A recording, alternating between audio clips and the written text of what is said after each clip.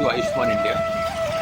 This has been a decade plus back journey where we were traveling all over India to research temple food.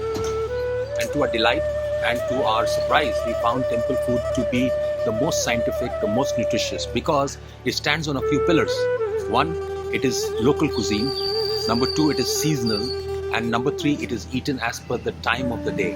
So this forms the structure of temple food, which inspired us to write a book called Bhog, Temple Food of India. On another part, with this we saw the solution, we saw another problem. A few years later, we found in our neighborhood young people and students who come from all over India to work at their entrance exams, and to our not so happy news to see that what they were eating on the street or in the restaurants was not healthy food at all. So we felt here is a problem and here is a solution. Where do we combine it? Then came the third layer. The third layer is that even the normal urbanite is also eating unhealthy food on the street. And lastly, we have people who are not eating nutritious food. That set us on to this journey called Suposhit Bharat under Bhog, Temple Food of India. I came across this beautiful book and I discovered the incredible story behind it. Mostly I was impressed by the dedication and the efforts that went into making this book. I learned that someone had spent 2 years going to the temples and the gurdwaras across India, collecting, testing and making the Bhog recipe. Someone had spent years understanding how temple food is prepared, served according to the seasons. My hope is that anyone who is interested in learning about temple food and trying for themselves, they can do so with this book. To reserve a copy of Bhog, proceeds will be donated directly to Ayushman India, which is a research-based NGO that is trying to learn how ancient Indian healing practices can help combat the medical problems of today's world. Your health starts with what you eat. So I hope you will consider picking up Bhog to help you find the beauty and the history in the food of some of the India's many temples. Furthering this journey on Suposhit Bharat, we then collaborated with some of the finest institutes in India, like the Public Health Foundation of India, like the National Institute of Naturopathy in Pune, and S. Vyasa, the world's largest yoga research-based university. And over there, we started to build recipes which had a minimum 800 kilocalories in a particular serving or a helping and 25 grams of protein. And the cost has to be brought down. So there were many techniques used.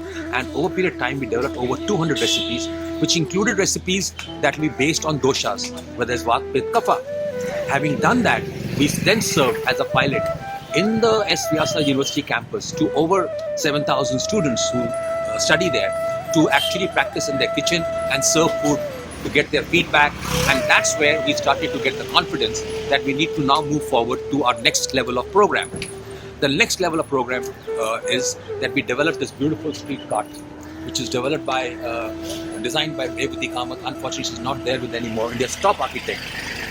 This cart is, if you notice, is totally made of bamboo, which is specially treated.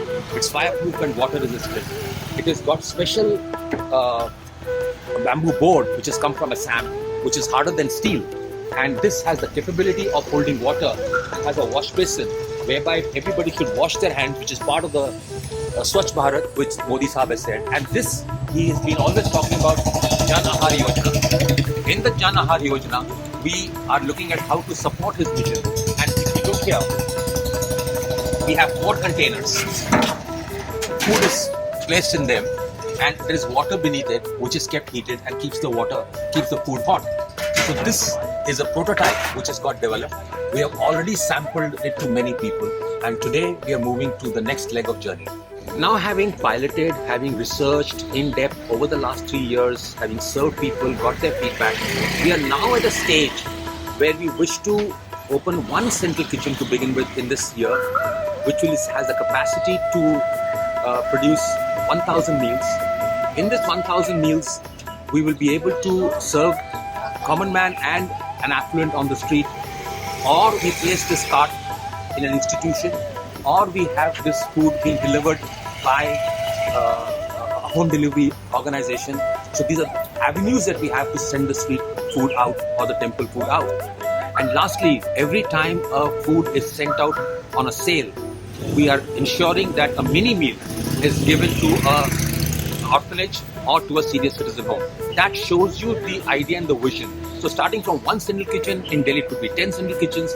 Accordingly, you scale these kitchens, this program in other cities of the country, and hence you will have the penetration of the best food, the Bhog temple food of India, available to our countrymen. And in today's time, we have learned how nutrition is even more important when we have gone through the pandemic and the post-pandemic. So we do believe that we are making an effective intervention, and we do hope that all of you join us and help us to take this vision forward now on the street. Namaskar.